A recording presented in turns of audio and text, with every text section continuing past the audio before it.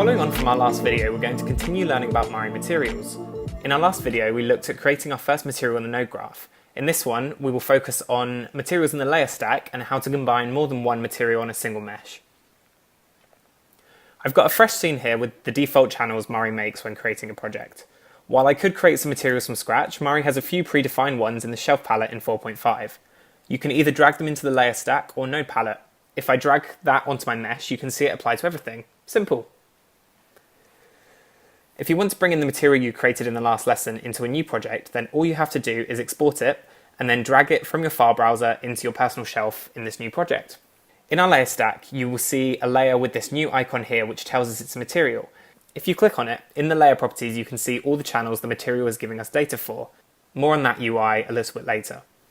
So we have one material in, let's drop down another one. So now I've got the second one here, you can see it's covering everything again. If you only want it to cover a certain part of the mesh, I can add a mask like with any other layer to choose where it is applied to. I'm going to add a mask which hides everything, flooding it with black. Then using the selection tool, I can pick what I want and right click and go down to fill white to reveal that part of the mesh for this material layer.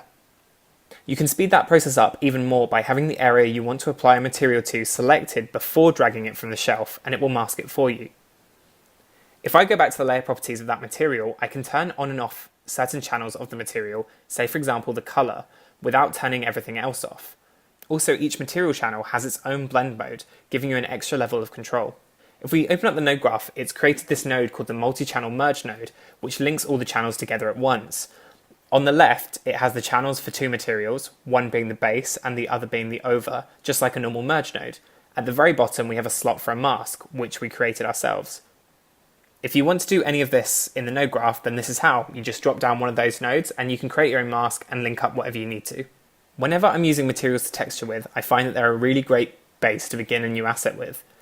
They set up values for all my channels at once, so I can then go in and add extra details and projections on top of that. Since they're based on tiled textures usually, then they will never give you enough detail and breakup to stand on their own, but they're a much better base than a blank Mari scene. In the next video, we'll discuss how to import and save any materials that you make inside of Mari and the new material ingest menu. Thanks for watching this one, and I'll see you there.